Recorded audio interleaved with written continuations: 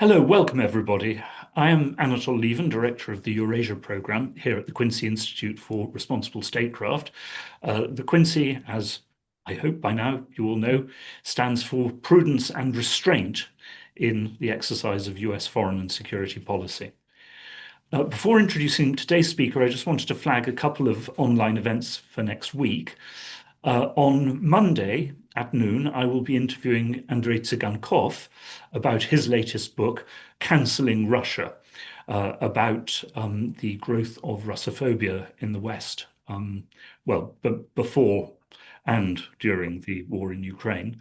And then on Tuesday at 10 o'clock, we have a webinar on the expansion or non-expansion, perhaps further non-expansion of the European Union. So I hope you'll be able to attend that. Today, it's a great pleasure to introduce Stephen Kinzer, an expert, indeed the leading expert, on a subject that could hardly be more topical, US regime change. The history of US regime change. Stephen is a veteran foreign correspondent of whom I, as a former foreign correspondent myself, am deeply jealous, reported from more than 50 countries, won a whole set of awards, and has written a series of books on US foreign and security policy, and most notably on US-backed coups, invasions aimed at regime change. And Stephen's next book will be coming out in October, which is called Boiling Point: How the United States Brought War to Ukraine. Stephen, welcome. Great to be here, especially at the Quincy Institute, for which I have enormous respect and admiration. Thank you. So I thought I'd begin by asking you something about the history of US regime change operations. And in your books, you describe how this has gone through different iterations over time, has changed, and then sometimes has changed back again. And perhaps you could say something about this and about where we stand today from that point of view. Well, it's a remarkable story, and it's amazing that we're here talking about this book, which is more than 10 years old. That book, Overthrow, suddenly has had a rebirth, and I wonder why. The sales are going way up. And in that book, I try to trace the phases of American regime change. So I think at the beginning, we had what you might call Plan A. You just send the Marines. That was easy. And usually they didn't even have to fight. When they landed on the shores of some small country, resistance crumbled in the face of American power. Then, after the Second World War, the world changed. There was a new factor, and that was the Red Army. You never knew if you sent troops somewhere whether the Soviets might do the same, and the next thing you're spiraling off into World War. So the United States had to develop a new way of influencing the world and punishing defiant countries. And that was when the CIA was created. So all during the 50s and 60s and 70s, the CIA developed what turned out to be, certainly at the beginning, very successful tactics for regime change. We saw the great first coups, the so-called first successes of the CIA in its golden age, overthrowing the nationalist government of Mohammad Mossadegh in Iran in 1953, and then the nationalist government of Jacobo Arbenz in Guatemala the next year. And then through interventions against Sukarno in Indonesia, Lumumba in the Congo, and a whole raft of others. These were all done by covert means. So you'd have a CIA station in a top floor of the US Embassy. And these people working there would be undercover as American diplomats. They would then fan out through society and try to subvert labor unions and political parties and promote dissidents in order to create a coup climate, and then work with usually military officers to try to strike the final blow. Then in the 1970s, there was a whole series of scandals about the CIA, and the CIA was very wounded and a little disoriented. In the 1980s, this problem was resolved by a very clever device. The National Endowment for Democracy was created. Hmm. So this, as many of your viewers will know, is an agency funded almost entirely by the US government, by congressional authorizations. The money is then sent out to foreign countries through four intermediaries: the Chamber of Commerce, the AFL-CIO, the Democratic Party, and the Republican Party. So they're all complicit in this. And then they, with the money they get from the National Endowment for Democracy, go out on projects known as strengthening civil society, or promoting democracy, or supporting independent media. The National Endowment for Democracy was then supplemented by the U.S. Agency for International Development, which became a major tool of U.S. regime change projects, and by all of the various foundations, not just Freedom Watch and smaller ones, but even bigger ones like those controlled by George Soros. In fact, in my last book, I've learned in my research for my forthcoming book, I learned a word that you, Anatol, will certainly know. I'd never even seen this word. Who are the people that now go out in the world to subvert governments? They're called Sorosites. And so that has been the main method of American regime change for the last 20 years. But now, with the interruption of the Iraq and Afghanistan catastrophes, I think we're moving into a new age in which I think the most remarkable feature is that we don't use the hypocrisy of human rights and democracy protection even to justify our invasions. We knew that that wasn't true, but we like to say it because it made us feel good that we weren't doing this for economic profit or geostrategic gain. We were doing it to help the poor subject peoples who were so backward that they didn't even know that they needed our help. We've dropped that pretense now. And I think as far as tools go, we're now back in an era sort of like Plan A, where we feel that we have the unlimited right to use military power. Now, we're only at the beginning of this era, and the unlimited use of military power is very dangerous. It often doesn't produce the results you want. There's a very great dearth of successful examples of nation building after violent intervention. So every president gets punched in the face after a while. But we keep repeating the same mistakes. And just as each empire believes that it alone, unlike other empires, is truly devoted to the good of the people in the target countries, every president also believes the other presidents made mistakes. They didn't know how to do it right, but I'll do it better. And that's why Gore Vidal suggested that our country should change its name to United States of Amnesia. Mm. Yes, indeed. By the way, I just wanted to say to the audience, please put your questions in the Q&A at the bottom of the screen, and I will pass them on to Stephen. I wanted to ask from that point of view, though, because it seems that modern technology now allows, in some cases, the US to go in for this, as with the kidnapping of Maduro, or the various assassinations through drone strikes, without having to invade and occupy the country.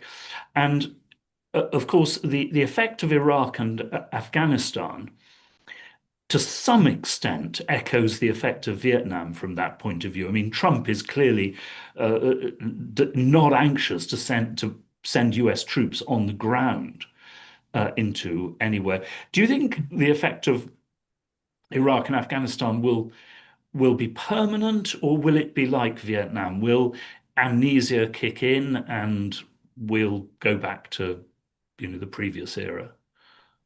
It's hard for me to imagine a United States that doesn't focus on trying to impose its will on other countries.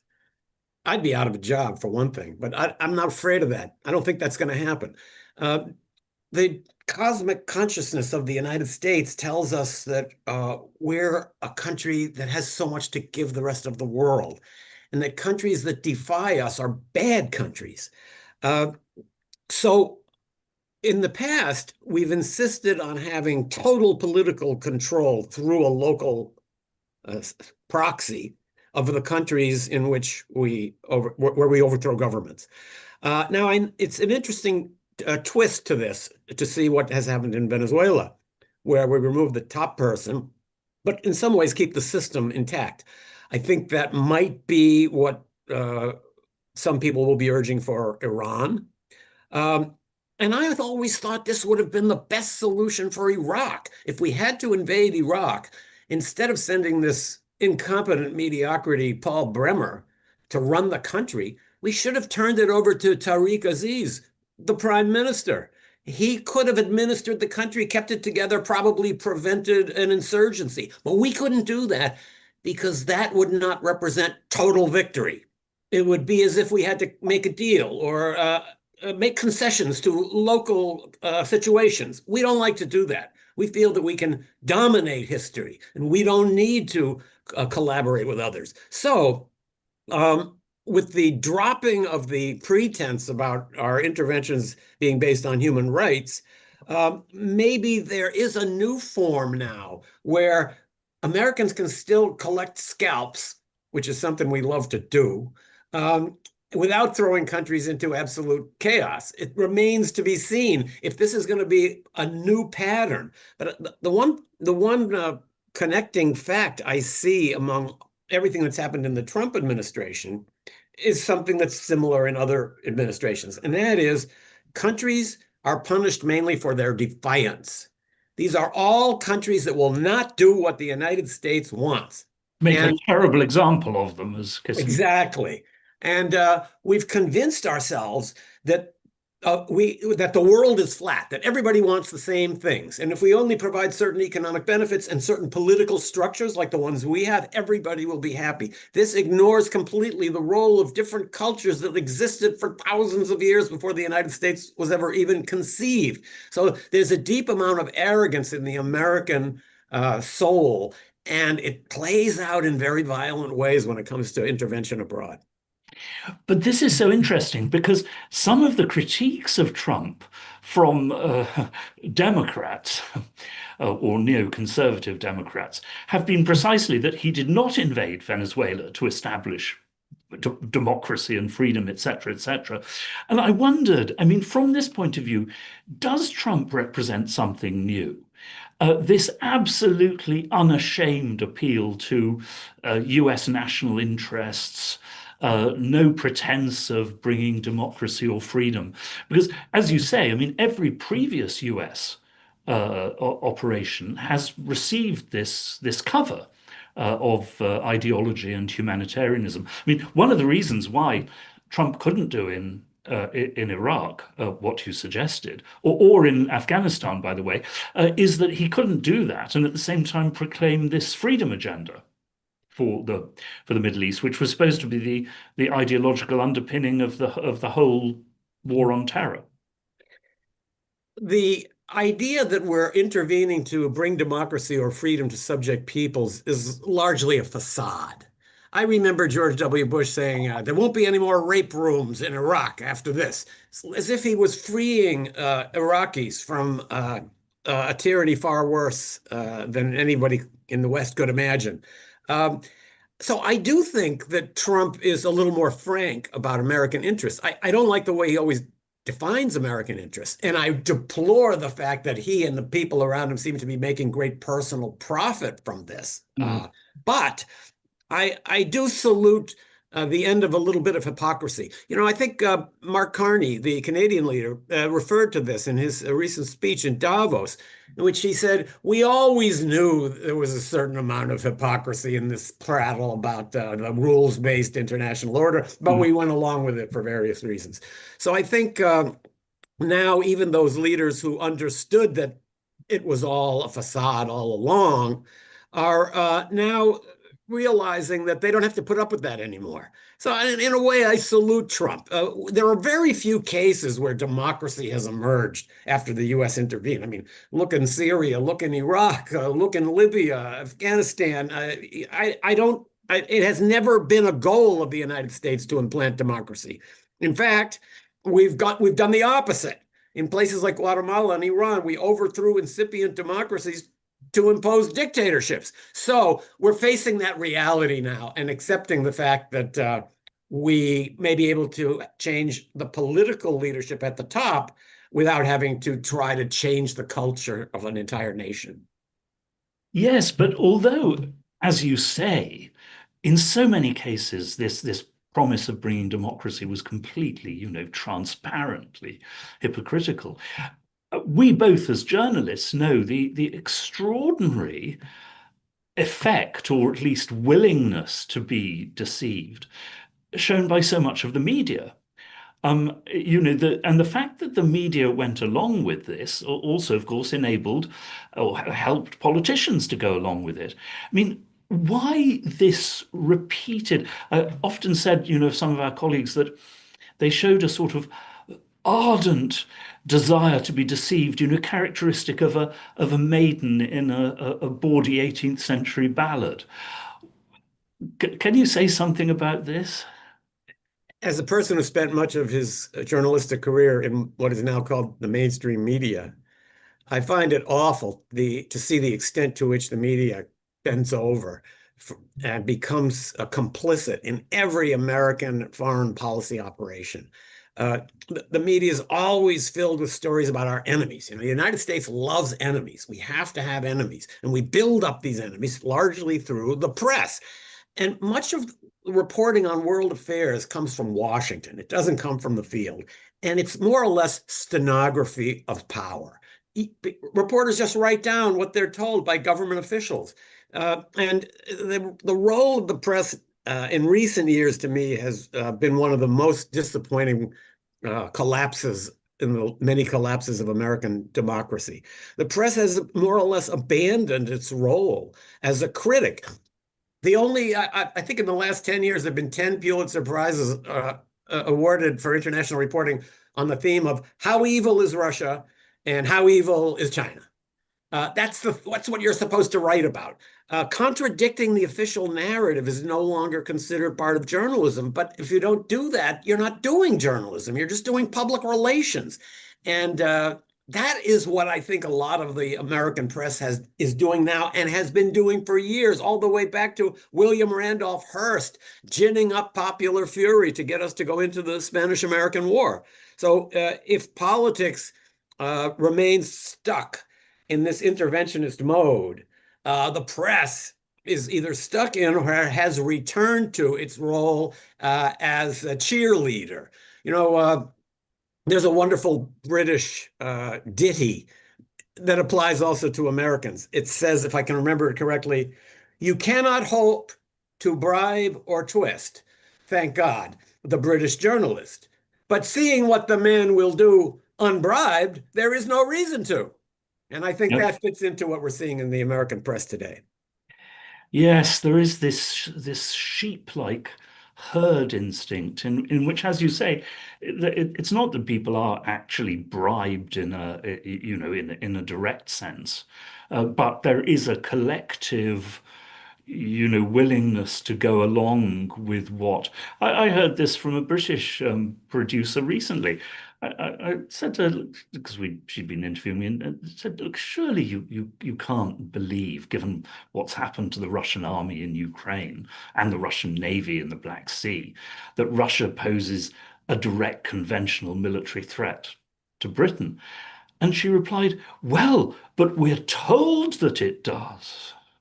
In other words, told by the Ministry of Defense and the think tank military experts. And you're right that the greatest example of this has been, in recent years, has been the Ukraine war. We have had completely one-sided coverage, and we've even banned explicitly media outlets that present other sides of the story. Social media in particular is very clearly moderated to be sure that only official views are presented. You're seeing the same thing about Gaza. The American press has been very quiet, and the social media is not even allowing people to express independent views.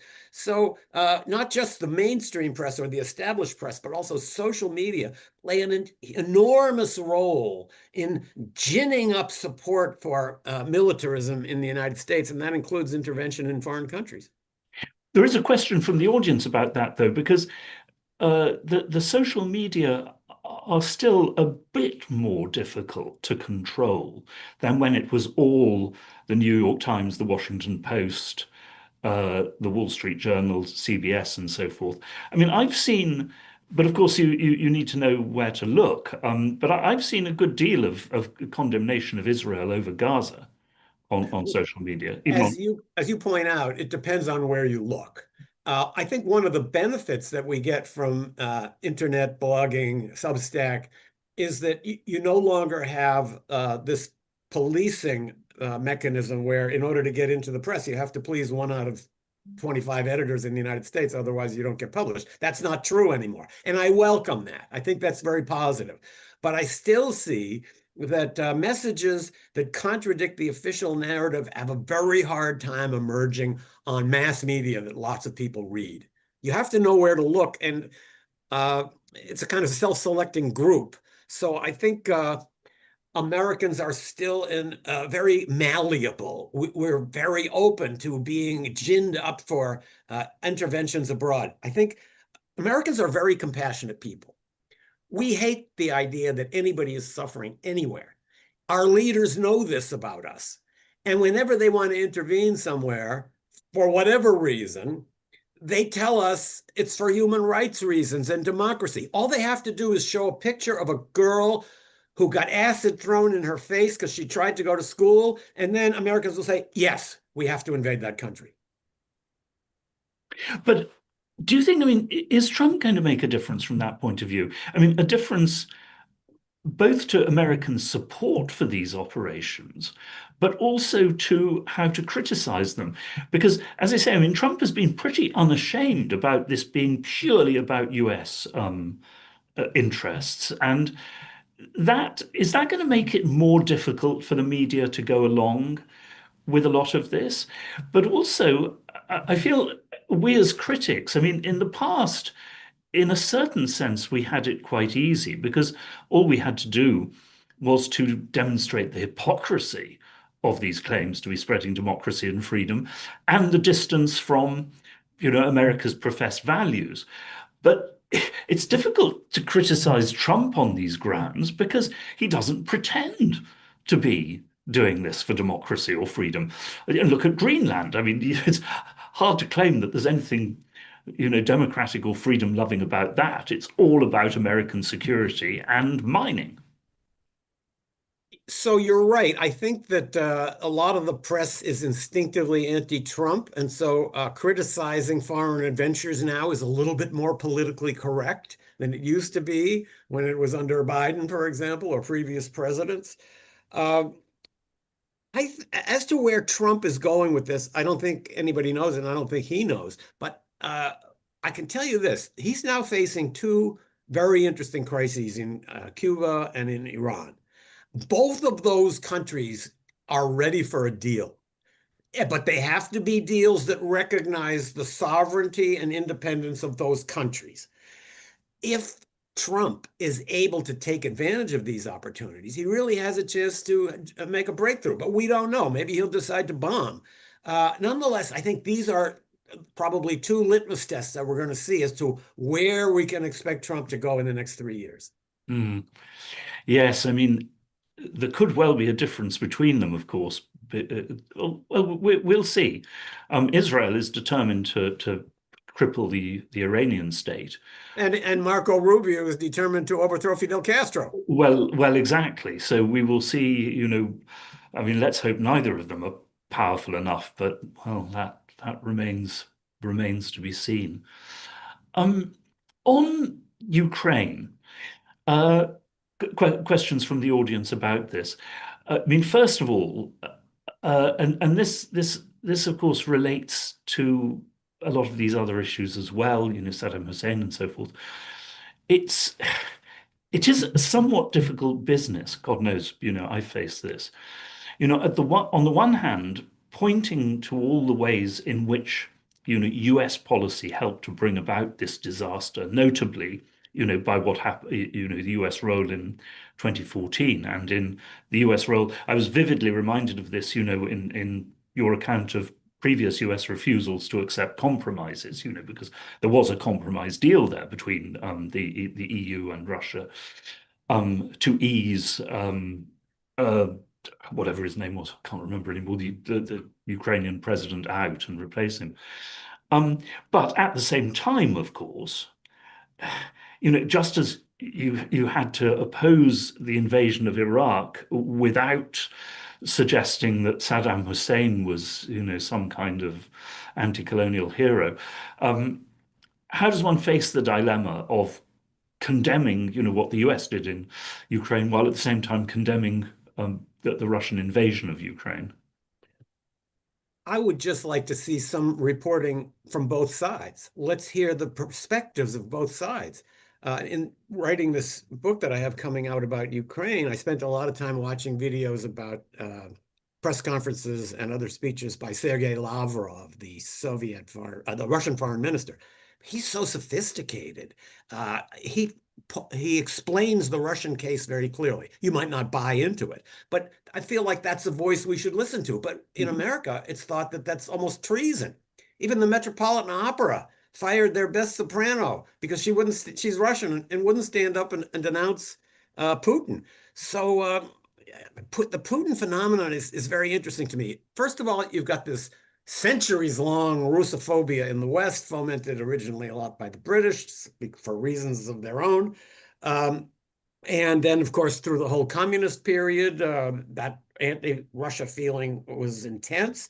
And I think people still think of Russia as a communist country. They don't really see that there's been much difference. And they personalize everything on Putin. This is a great American need. We love to have a demon. It's not really enough to be against a country or an idea or an ideology or a principle. You want to be against Saddam, the Ayatollah, Castro, Mao Zedong, Gaddafi. So the new demon for us is Putin. And the idea of trying to understand him seems almost absurd. But in fact, the only way there is ever going to be stability in Europe is if there is a security architecture in which the interests of all countries are taken into account, and that includes Russia. But the United States has been militantly opposed to this ever since Bill Clinton. And we have marshaled the European countries into a massive anti-Russia hysteria. You're talking about your friends in Britain. I have relatives in Germany. Same thing. They're talking about having a draft and hardening the Autobahn so they can carry tanks. This is all the product of wild fantasies that are fomented by politicians who want to get votes and by the press, which really shamelessly in Europe, as almost as badly as in the United States, promotes a one-sided view of this conflict. In Ukraine, for example, I bet that a lot of the stories about Russian atrocities are true. And when I read about the bombing of power plants in the middle of winter, I think it's absolutely appalling. And I don't mind that being pointed out. It should be. But are all the atrocities and all the bad aspects of that war only the responsibility of Russia? Could there be another piece of this? Are there other sides? So this is something Americans are reluctant to see, and I think the press participates in making sure they don't. I mean, of course, one thing that stands out in Ukraine, compared to all the cases that you look at, and which is a key difference from the Cold War, is that this is in Europe and in an area that Moscow sees as absolutely vital. Because during the Cold War, I mean, both sides engaged in backing coups, proxy wars, interventions elsewhere in the world, but not in Europe because it was too dangerous. Because since Europe was vital to both sides, a move of this kind in Europe could lead hence Eisenhower's rejection of rollback and refusal to back the revolution in Hungary. Seems, well, no doubt in part we simply saw Russia as much weaker than the Soviet Union, but that restraint went. But is it back again now? Has the war in Ukraine made a difference? I think it might have convinced some people in the United States that virtue, which they have been told was only on the Ukrainian side, doesn't always triumph. Uh, to me, it also revealed another aspect of the hypocrisy that lies behind the whole NATO project in Ukraine. We constantly heard this line, every country has the right to choose its own security partners. If Ukraine wants to join NATO, it should be allowed to do that.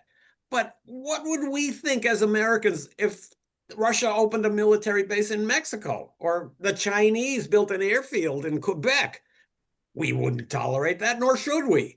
So these empty cliches, I think, are maybe going to be heard less under Trump. I think he's more realistic about the world, sometimes a little too realistic for my taste. I think one thing that he doesn't understand is that respecting international law is actually in the personal, private interest of the United States. It's good for us. International law, the United Nations, the World Bank, the International Monetary Fund, these have been tools of American power ever since they were created. They're good for us. So if you're looking for truly promoting American first interests, actually, these kinds of international laws and agreements are positive for us. They put us in a dominant position, and trashing them undermines that soft power that's so important because it draws countries to you or pushes them away from you. Yeah, I mean, another phrase for that is legitimacy. And legitimacy, it's not the same as law, but it is related to law. And under Trump, the US, I mean, visibly, if you look at the reaction from Europe and Canada and elsewhere, is losing that. Is that likely to prove permanent, or could a new administration after 2028 claw this back again by new policies? I don't think this is permanent, although some aspects of it will certainly linger.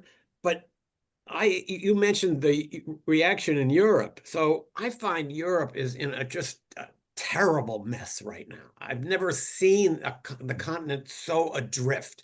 They are so used to being the lapdogs of the United States that they're completely lost now. The way for them to defend themselves against possible Russian threats is to deal with Russia, to reduce the threats. But we have been telling them for 70 years not to do that. And they've assimilated this.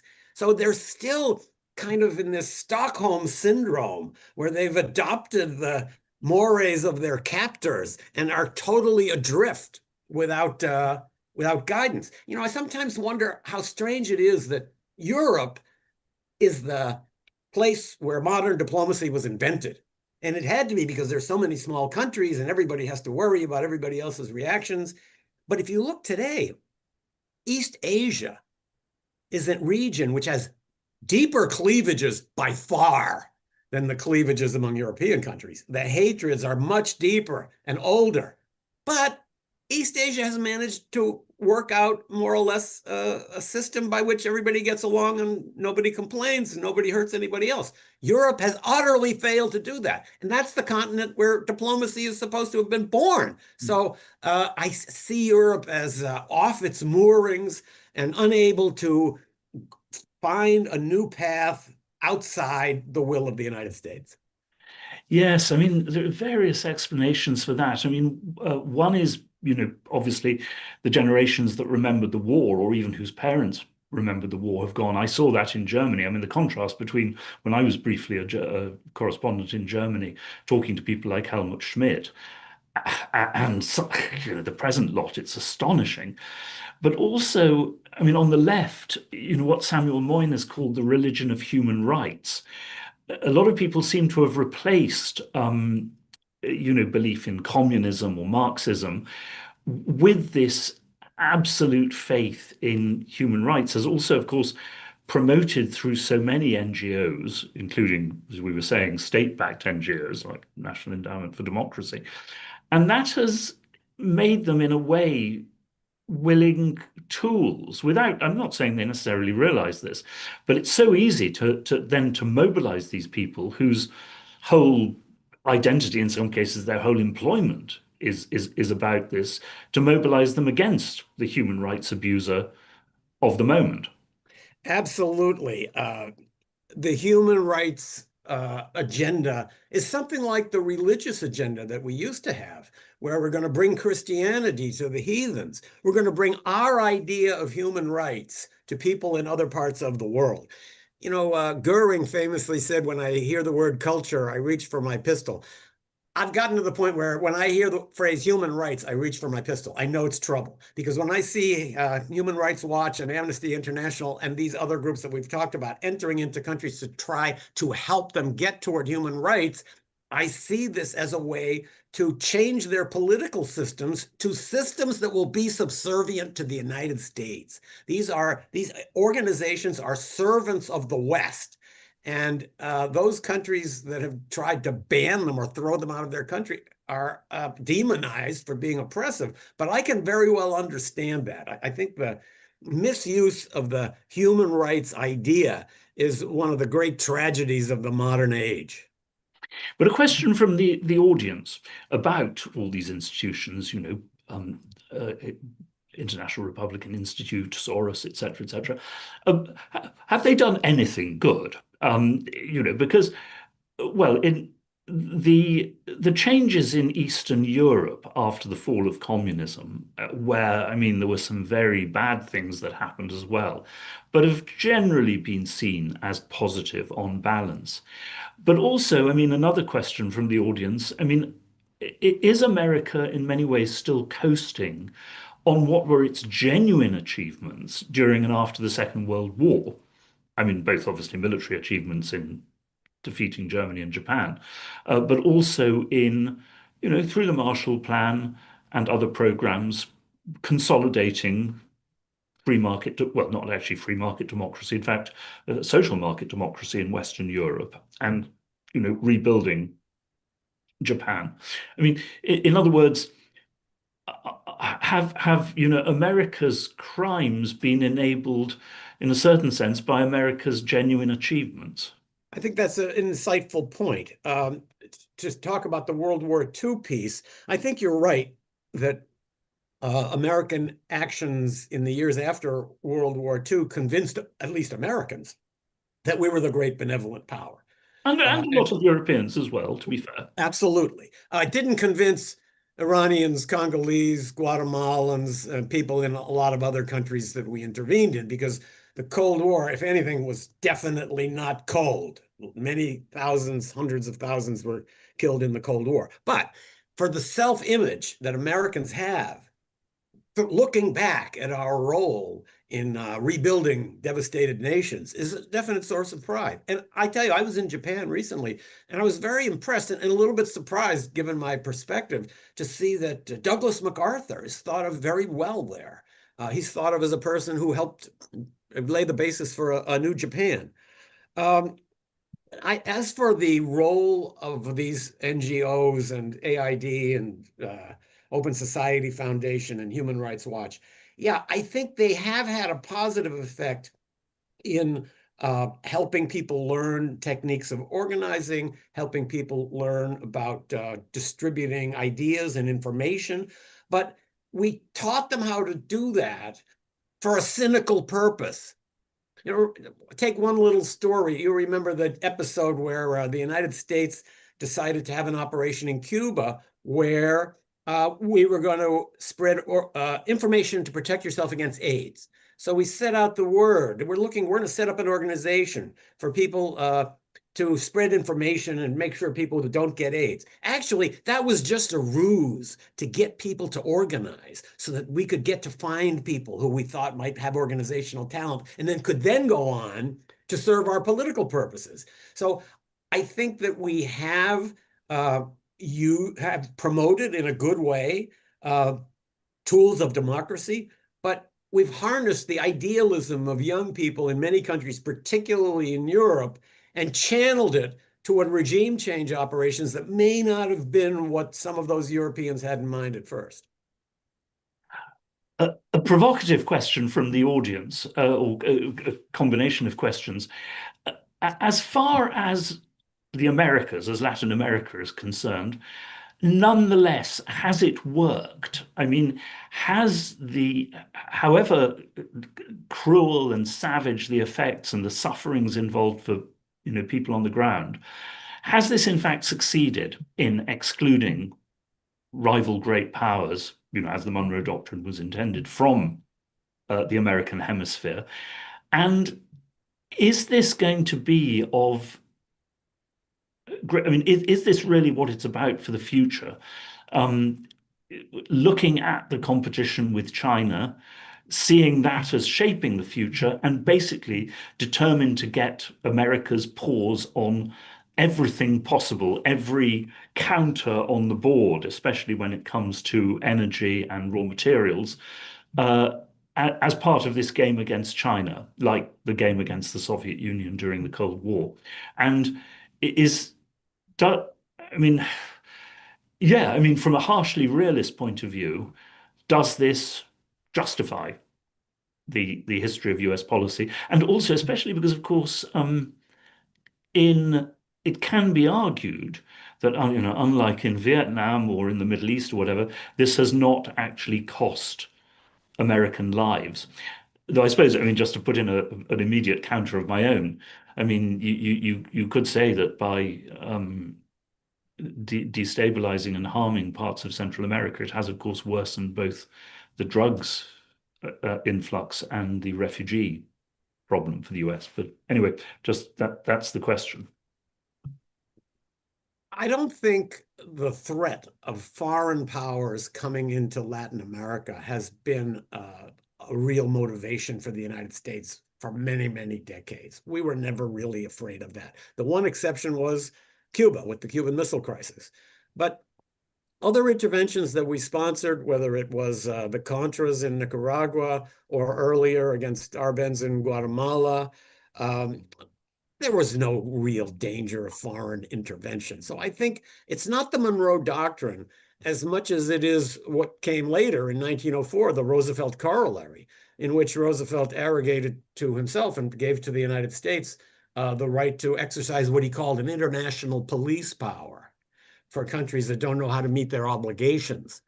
Uh, so I don't feel that the goal has been to keep foreign powers out as much as it has been to assure the continuity of governments that are sympathetic to the United States.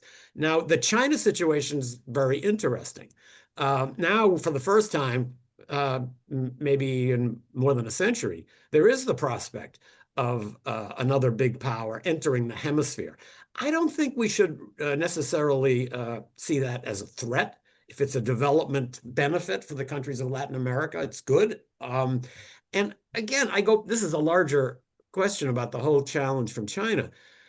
It's not going to work to try to hold China back or block China or stop China's rise. Forget that. All that we can do is make ourselves better. But Yeah. that's difficult. That's hard. You have to have more engineers and better schools, and it takes a lot of time. And we don't have the focus that the Chinese do. So there's a reason why they're so appealing to Latin American countries, more so than the United States these days. And we should concentrate on those reasons and try to compete with Chinese if we feel that's necessary. But we are essentially abandoning the field to them because in so many areas, our products can't compete with theirs. Yes, and I mean, as I've remarked myself, there are also intelligent and stupid ways, and restrained, the Quincy, and excessive ways of operating a sphere of influence. Excluding a Chinese military presence from the Western Hemisphere, that's one thing. And nobody is really proposing that, including the Chinese. But of course, trying to prevent countries from trading with China or receiving Chinese investments, that's that's a very, very different matter, and infinitely more provocative as far as these and damaging as far as these societies are concerned.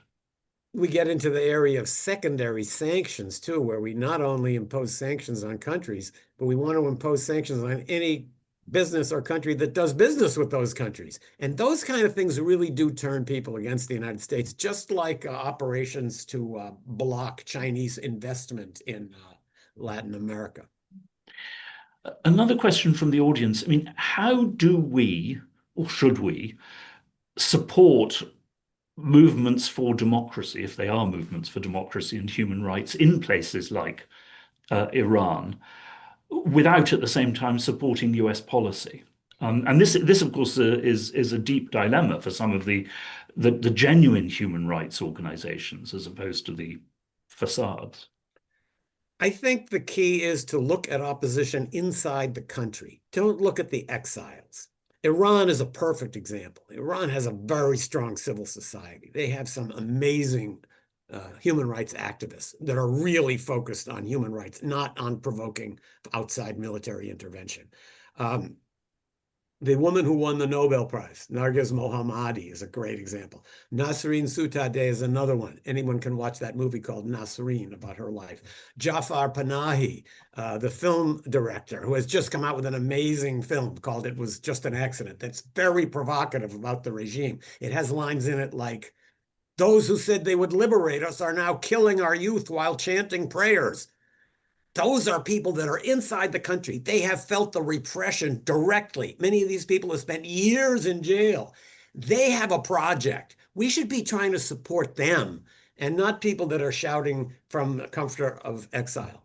But I mean, at the same time, if we are trying to support them and influencing our states to support them, we are still, operating against the regime or government which is in power in these countries. I think there can be a distinction between promoting a genuine human rights project in a conflicted society on the one hand, and then trying to overthrow the government that is repressive on the other hand. These people that are inside these countries have spent so much time and focus trying to think about what comes next. I'd like to see us not dictate to them, but consult with them and ask them what we can do to help that will be positive for you, considering you're inside the country and are not dealing in fantasies, but are dealing with the actual reality of the regime around you. We should be talking. There are people that are willing and eager interlocutors, but we don't like them because they're not usually determined to overthrow their government, appeal for foreign intervention, or install a regime that is pro-American. From that point of view, I don't know whether it was always so or it's got worse, but I've been astonished by the lack of curiosity of people about other societies and cultures, of people who you would have thought it was their job. They are paid to try to understand. I'm talking about Western diplomats, I'm talking about Western journalists, but also in academia, the decline of area studies. I thought that was going to change radically after 9/11, which sort of one thought brought home how developments elsewhere in the world and other ideologies, could affect the US, but it doesn't seem to have. You're right. We are not a curious people. I see this particularly playing out in our very important developing relationship with China. Virtually none of the Americans who are involved in making policy toward China have ever been to China. And in fact, when that Governor Tim Walz was running for vice president a couple of years ago, he was demonized because he had spent time in China. Maybe he would be influenced by having gone there. So there's a sense that understanding a society is the beginning of trying to excuse the excesses of its leaders. And this goes all the way back to the Cold War. The CIA would send station chiefs out who were completely ignorant about the countries in which they landed. But that didn't matter. The most important thing was that they understood the global reality we're fighting a war against the Soviets. So any details about this country and who some of these political leanings might be for, those are details. And this has caused us to wreak havoc among the ranks of people who could have been our friends. I was reading the wonderful anecdote in your book Overthrow about the CIA agent asking Helms, saying, I don't understand, what you just said or what the president is doing." And Helms replied, if I remember, "You don't need to understand. What I've learned in all my years in the CIA is that all you have to understand is what the president wants." Exactly. When I first published that book, Overthrow, I did a book tour. I had repeatedly the experience of somebody coming up to me afterwards and saying, "I liked your book, but you missed one overthrow," because my book is the 14 times that the US has overthrown a foreign government. So you missed one. And I'd say, "Which one did I miss?" And then whatever country they were from, they would say, "Well, not in my country, Portugal. I mean, who do you think was behind the Carnation Revolution? Turkey, the Colonel's coup 1980. Who did that? Greece. They put the colonels in power." Wherever you go, you find people who tell more stories about this. And I'm really thinking yeah, there might be time for a volume two. Well, there's one question from the audience about one more country that might be added in future, and that is the United States itself. And the old discourse about how authoritarian colonial operations, if you're not very careful, will come back, to bite domestic society and domestic systems through, I mean, also, of course, through the cultivation of an atmosphere of hysteria and therefore of necessary repression. Are you worried about, in future, some of the methods that have been used, that you describe, being used within the United States itself? I think there really is a boomerang effect that techniques that we pick up abroad or use abroad wash up back onto our own shores. When I was writing my chapter about our war in the Philippines, I realized that that's where waterboarding came from. Waterboarding, I learned, was invented in the Spanish Inquisition. The Spanish then brought it to the Philippines and taught it to their Filipino allies. The Filipinos taught it to the Americans. The Americans brought it home and began using it against our own enemies. So there definitely is this danger that brutality abroad washes back onto the United States. When I see pictures of those ICE agents in Minneapolis, it looks to me like they're going to war. They're in Fallujah. This is not the way police officers are supposed to operate. So the line between police and military seems to be blurring, which I find very troubling. Now, in Latin America, you often have this tradition of golpe de Estado, coup d'etat. But there's also something called the autogolpe, the Yeah. self-coup. You make a coup to keep yourself in power. So a sort of a coup against your own regime. And I see some signs of that in the United States. The system of American government was always very fragile, in my opinion, and its fragility is being seen right now. So there used to be an old saying that there could never be a coup d'etat in the United States because there's no American embassy there. But now we're seeing that you don't need an embassy. If you've got the White House and a complicit Congress and Supreme Court, maybe that's all you need. Yes, I mean, what we're discovering, of course, is that so many of these things that we thought were really firm legal and institutional restraints were in fact only a matter of convention and tradition and cultural convention, political cultural convention. And if that culture changes, then the restraints themselves are greatly weakened.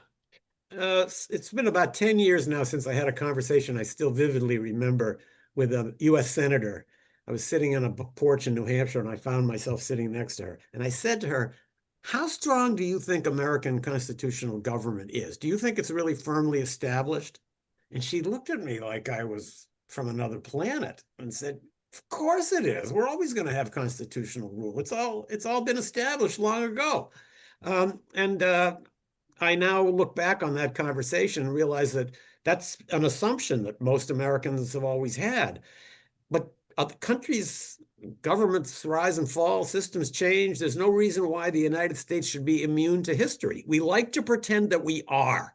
that history has no lessons for us because we're above history.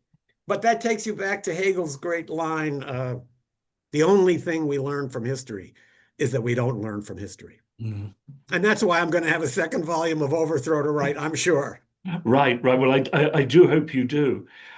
One last question is about China, and or two rather joined together. I mean, is there any way of combating this manufacturing of the notion that China is the inevitable enemy of the future? That's the first thing. But secondly, I mean, the US, United States, I mean, like Britain before it, of course, but has always seen itself as the spear point of modernity, the epitome, the encapsulation of modern development and change. If China is widely seen around the world as taking that role, what does it do to the American psyche? Uh, what we can do about this idea of China as an enemy is a real conundrum. The fact is, there's plenty of room in the world for shared prosperity between China and the United States. One doesn't have to triumph over the other. But maybe the capitalist ideology gives you this view that someone always has to win and someone always has to lose. Um, as for the question of modernity, well, first of all, I can tell you this little story. When I used to write for the New York Review of Books, Robert Silvers, the editor, would go over every story. And one time he called me and he said, well, we're cutting out the word modern. The country's becoming more modern. And I said, why are you cutting it out? He said, I don't like that word. And I said, why not? He said, I don't know what it means. So I thought that was kind of interesting. Yeah. And so we are the spear point of modernity is another way of saying we're the spear point of our own ideology. And I think this is one of the big differences between China's effort in the world and what the United States has done in the world over the last century. I don't think Chinese leaders want countries to imitate them. They don't think the Chinese system is appropriate for everybody. We think our system is appropriate for everybody. Naturally, that makes the Chinese more appealing. Uh, so I think actually China is playing into what most of the world wants to hear, which is countries are all different. Let them develop in their own way. China goes to the extreme of saying if there's a civil war, we don't care. If there's a genocide, we don't care. If there's a conflict far away, we don't care because we're only interested in making deals that are good for China. That has been Chinese policy for decades. But I think more important than that is the sense in developing countries or throughout certainly Latin America, much of Asia and Africa, that as one African minister put it, when the Americans come here, we get a lecture. When the Chinese come here, we get a bridge. There's a sense of live and let live that the rest of the world outside the Euro-Atlantic community is seeing from China. And live and let live has never been a good slogan for the United States. It's more like one slogan I like comes from that movie, Treasure of the Sierra Madre, when Humphrey Bogart is attacked. They get surrounded by a bunch of thugs who claim to be police officers. And he says, well, if you guys are police, where's your badges? And the thug says, we don't need no stinking badges. That's could be the line for the United States. But do you think just maybe when it comes to dealing with really powerful states that can resist, that Trump is also willing to live and let live, that he may be a better interlocutor with China? It may be true because most Americans are not psychologically prepared to accept a world that we do not dominate. It's just beyond our imagination. I think maybe if you're looking at the world in colder commercial terms and geostrategic terms, as Trump does, maybe we can escape from that mindset. Pray God, at least something positive will come out of all these nightmares. Well, Stephen, thank you so much. That was a fascinating discussion. Thank you to the audience. Enormous numbers of questions. I'm sorry that I couldn't get to them all. But I very much look forward, Stephen, to reading your next book in October. I hope the audience will do the same, and to having you on this channel to discuss it when it comes out. Great. Well, it was fun, and I'll see you in October. Yes. Till then. Bye-bye.